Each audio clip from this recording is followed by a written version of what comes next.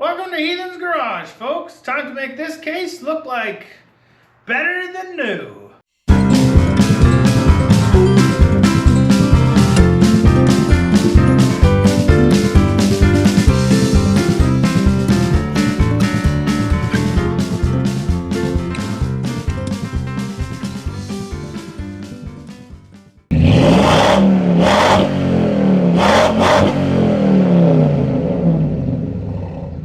Well, folks, the first step in this variety show is to go to the store and get some supplies. We got no way of die grinding in this garage, no sandpaper, no paint. That's kind of the main goal of what we're doing today, so off we go. We have officially arrived at the best tool store in Canada. As per normal, the Winter Beater Mustang made it just fine.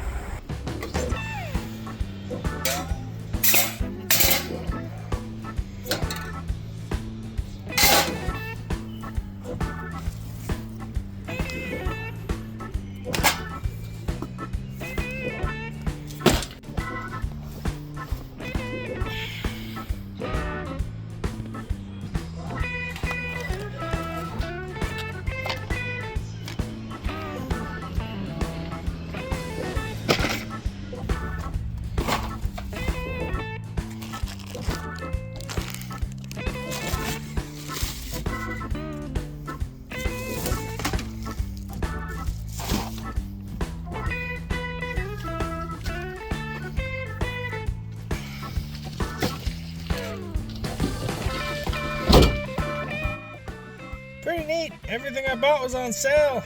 Still felt like it cost too much. The good news is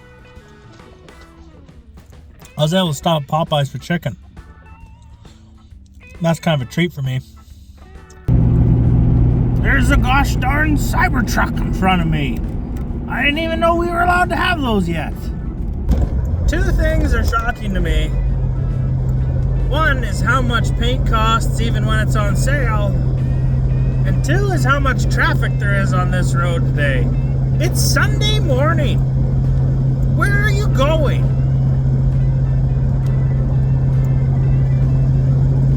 Judging from that guy, it's not church.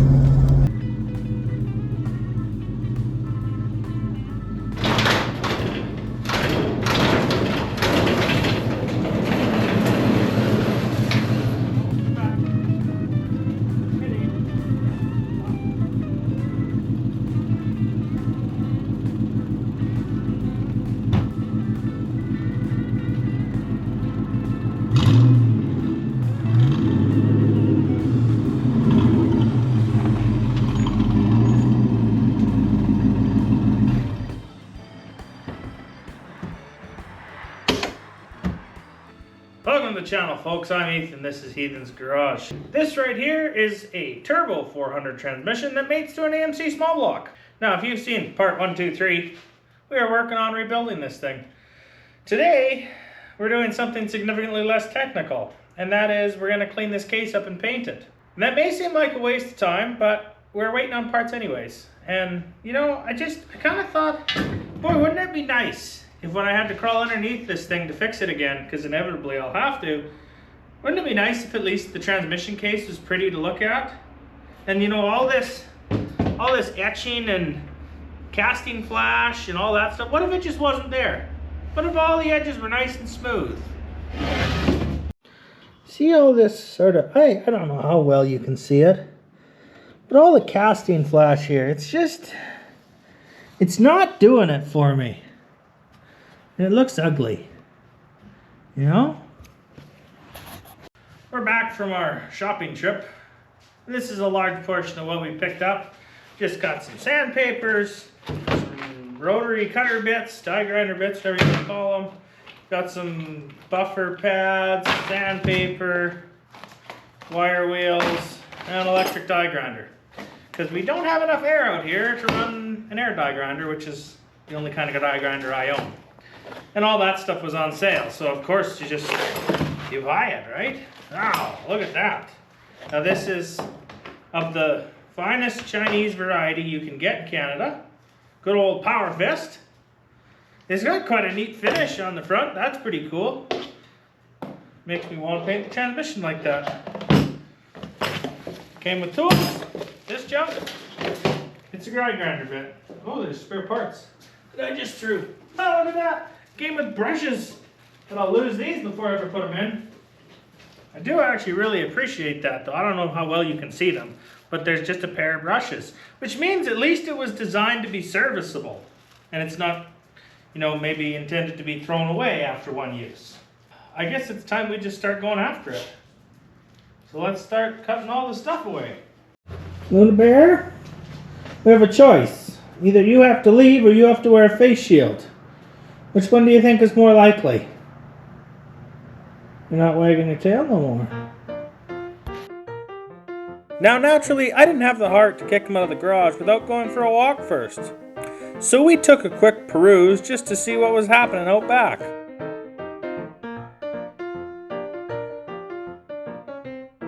What you looking at, buddy?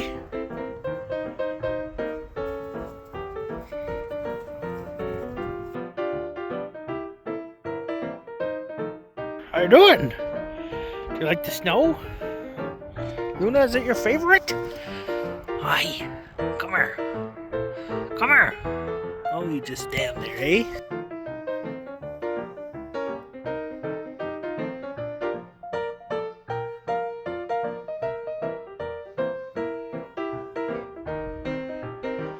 You having a good run, Luna Bear?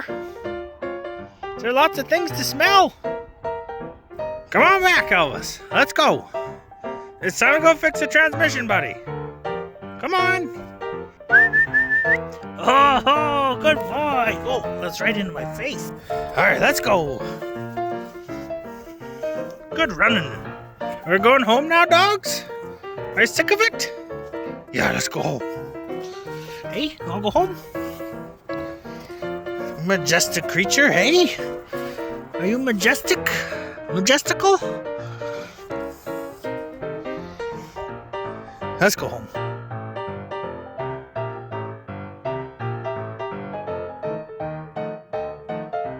Move it, Elvis. Look at the speed, pal. Now, as it turns out, I don't have a face shield for me either. I do have an expired helmet, and it's got a face shield. Ooh, this is a small one. I must have been less fat back then. I probably don't need to do the strap up. I think it'll stay on. Oh. That's not gonna work. Well, we're going blind. Where's my stuff? All right, let's hear this thing.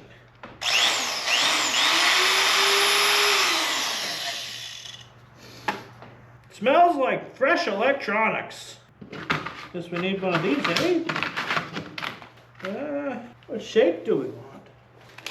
Try this one. I don't know if it's the right choice, but that's the one we got out first. We need the tool that comes with.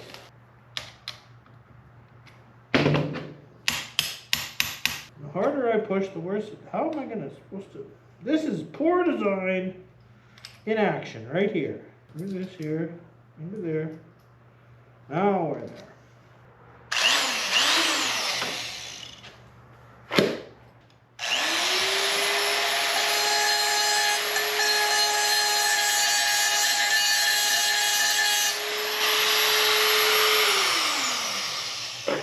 Fogged over immediately. Oh yeah, it's gonna work though. Now, while this may be an abnormal addition to the Heathen's garage you've become accustomed to, let's have a brief history lesson on the Turbo 400. Because listening to my voice is hopefully less annoying than a die grinder. Most of the following facts I'm about to present came from a write-up on Gearstar's website, and I've corroborated this with Wikipedia and various other sources. In other words, I'm reading from a script I wrote based on research that I've done using the internet. And if it's all wrong, it's still a good story. Back in 1964, GM launched the Turbo Hydromatic 400 as a replacement for the tough-as-nails 2-speed Super Turbine 300, which was used in trucks, big Cadillacs, Buicks, Oldsmobiles, and some Pontiacs. The Super Turbine, or ST300, is basically the Powerglide's big brother. Much like the Turbo 400, is related to the ever-famous Turbo 350, which came along a few years later. Now, to my knowledge, every offshoot of General Motors used this transmission. Big blocks, small blocks, even inline sixes if the GVW called for it. And as a matter of made-up facts, the Turbo 400 is arguably one of the most widely used automatics ever made, being utilized by many car makers outside of GM such as Jaguar, Ferrari, Checker Cabs, and of course my personal favorite, AMC Jeep. It's been factory rated to withstand 450 foot-pounds of torque and was a go-to transmission for anyone running a GM power plant who planned on exceeding that torque rating.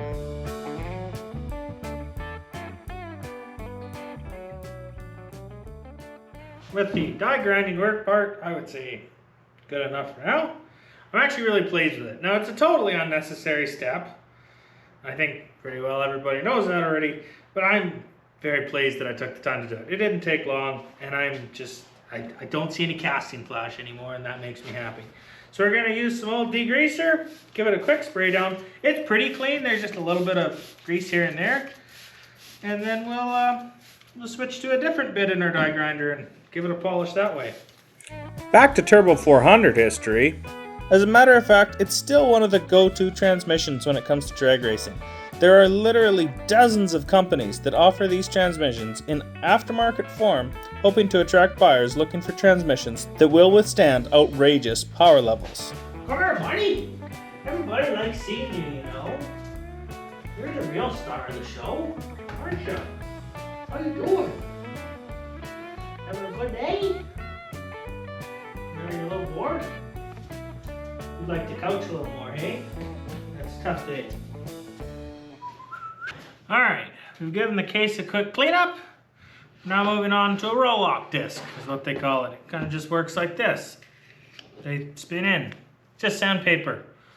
And a small surface. Does the stuff. We'll smooth it out a bit more and, you know, get rid of some more high spots.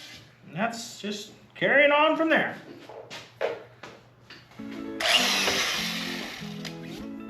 What happened here? That's not going to work.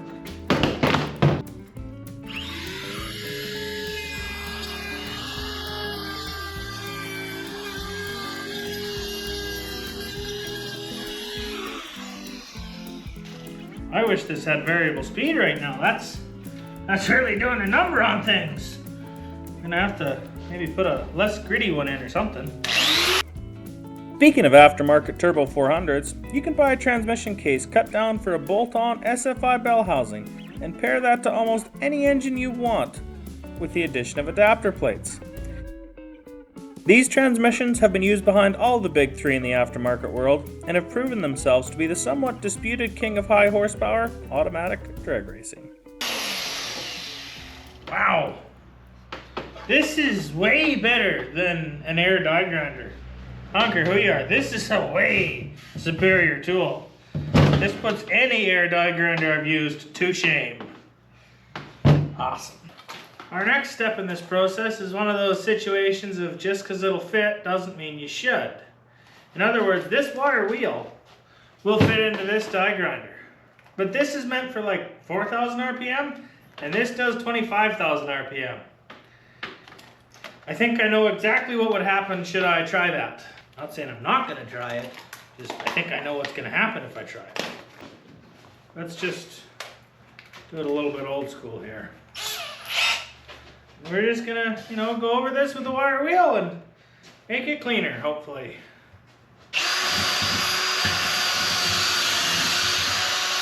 Mostly just aiming to knock all the loose paint off, Now folks, doing all this voiceover has really made me think of this week's channel of the week. The channel is called Old Man's Garage, and it's hosted by Bill Hoskinson. And it's basically about building hot rods and street racing. And drag racing, and he does drag and drive.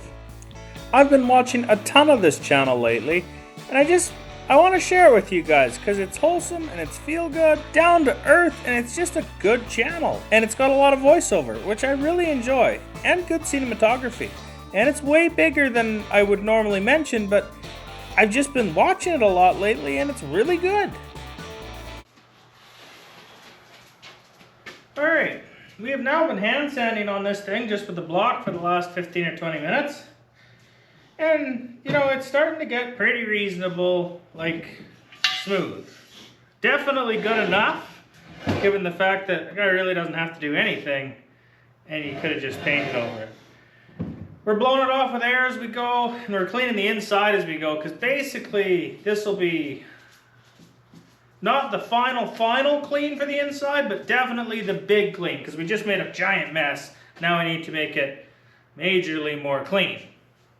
So inside of the case is getting cleaned out, outside of the case is getting cleaned out, and then we'll tape it up and throw some primer on it, I guess. Now I won't lie, folks, I am quite concerned that I'm not going to get this clean enough, which is why I'm probably going to end up cleaning this thing 16 times before I finally do reassembly. Now, I'm not going to record all of them, but we'll, give you an idea of how clean we're getting. We're also just going to go ahead and mask it off while we paint so that we don't have any paint residue in there. Maybe it's not quite good enough, maybe it's not normal, I'm not sure, but it's what we're doing today.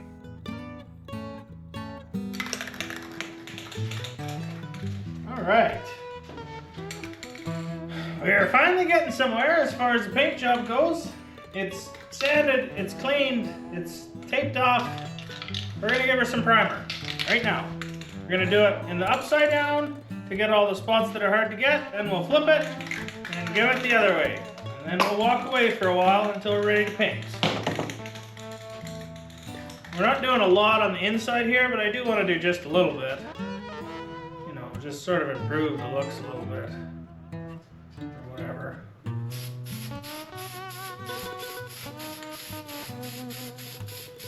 Give it the look of fresh overspray, if nothing else.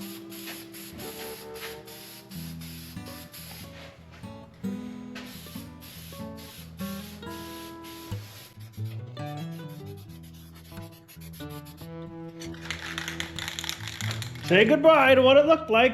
It's about to change.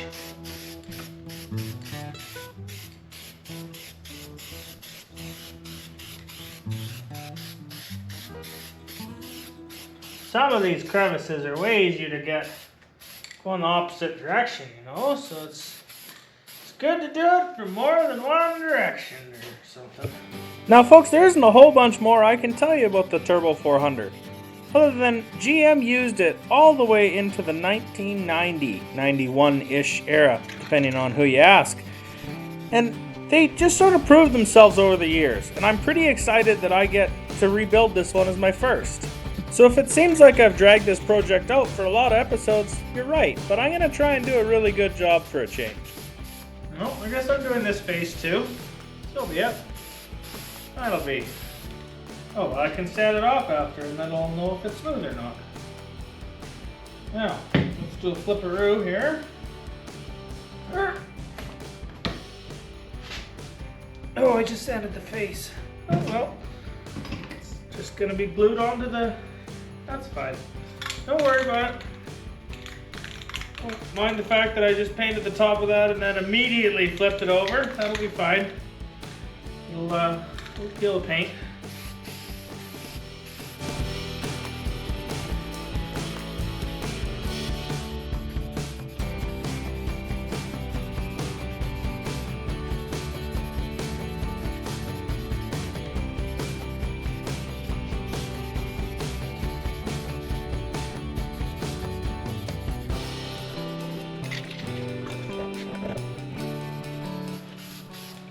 Now, you gotta make sure when you paint the transmission that from the underside and the sides it looks good, because that's mostly how you're gonna see it, hopefully, unless you're taking it out all the time, which we're hoping we're not doing.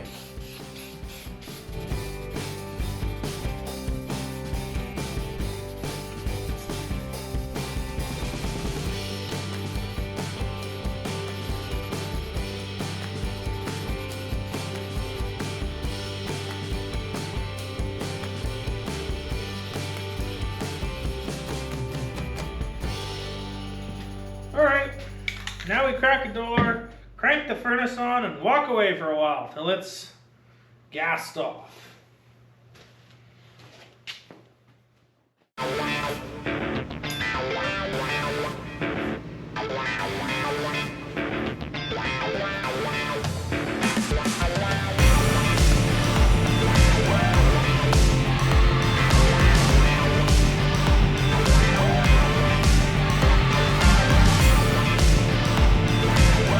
Alright, that music may have been a little bit intense for what we were looking at, but I wanted to give it a try anyways.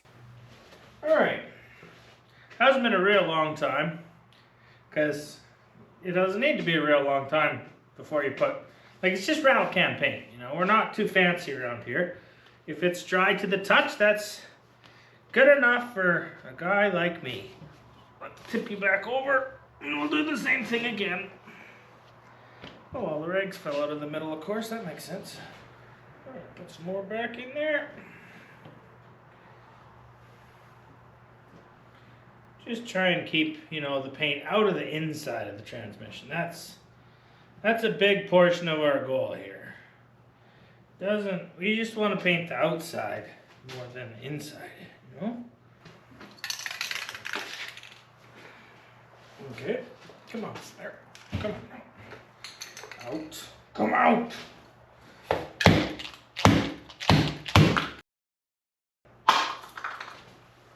I mean, shoot. I was lucky we didn't even break it. Alright, here we go. Magic is about to start now.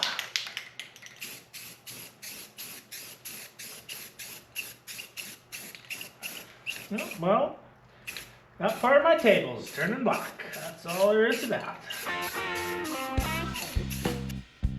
Now folks, I don't want to pretend to be a painting expert because I certainly am not. But I will say the addition of primer really makes a difference on your end outcome.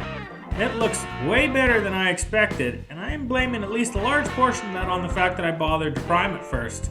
And you know, give it more than one coat.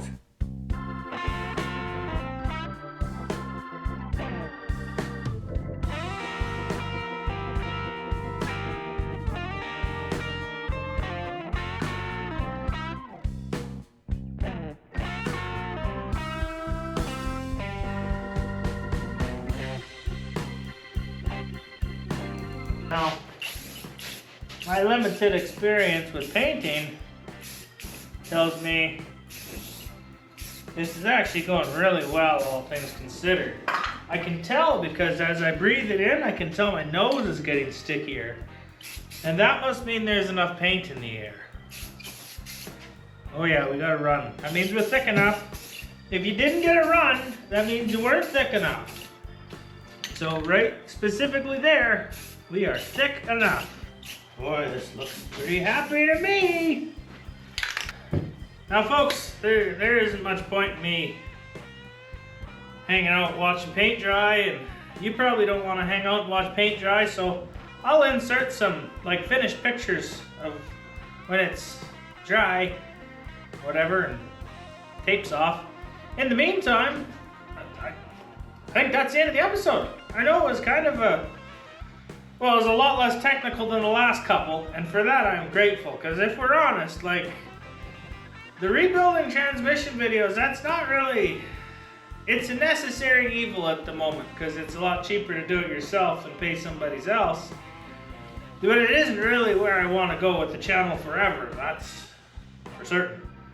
Though, you know, if you like it, let me know, and like I'll do inevitably I'll do another one, whether I want it to be the channel or not, actually, because anyways, appreciate you guys watching and subscribing, hanging out, coming to the store, whatever.